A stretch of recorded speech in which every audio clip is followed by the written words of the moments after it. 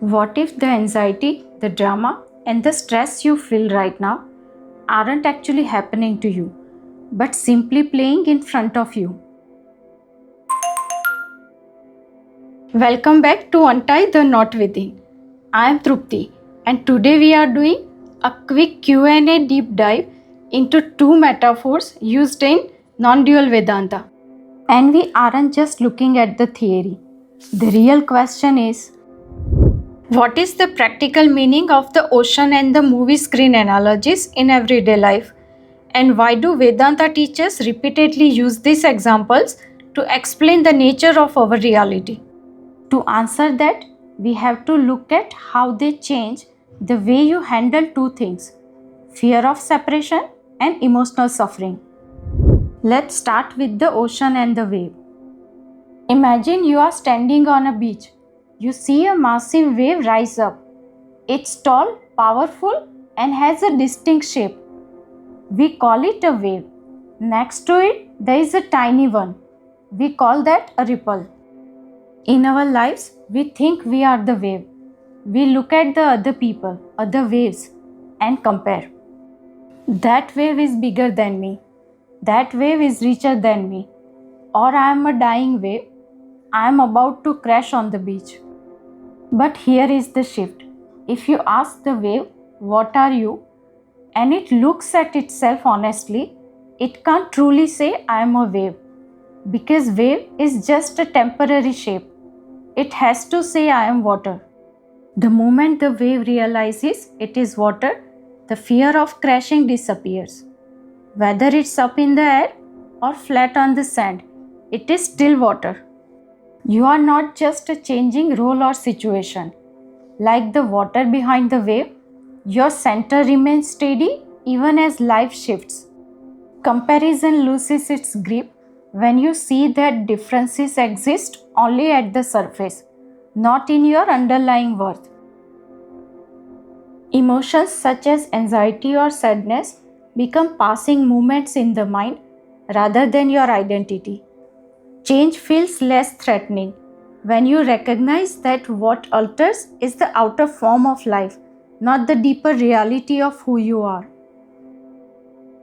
You are not a separate ego fighting for existence. You are the underlying consciousness, the water, appearing as this person. You continue to act, grow, and achieve, but without tying your worth to outer achievements. You live fully, feel deeply, and engage completely without mistaking yourself for a passing shape. Now let's go a step deeper. The ocean analogy helps us understand separation, but what about pain and trauma? This is where the movie and the screen analogy comes in. The movie screen analogy was a favorite teaching of Ramana Maharshi. Imagine you are sitting in a cinema. On the screen, there is a raging fire. It's an intense action scene. The audience is tense, sweating, even emotional, reacting as if they can feel the heat of the flames. But ask yourself, is the screen on fire? No. The screen is never damaged by the fire in the movie. It never gets wet from the rain in the movie. It supports the movie. It allows the movie to be seen, but it is never touched by the movie. Vedanta says your true nature is like that screen. Your thoughts, emotions, and life events are like the movie, constantly changing, sometimes beautiful, sometimes painful. These experiences come and go in the mind, but the awareness in which they appear is never harmed or altered by them. The practical shift is this: instead of saying, "I am this pain" or "this experience defines me," you begin to recognize, "This is an experience appearing in me." That subtle shift creates inner space.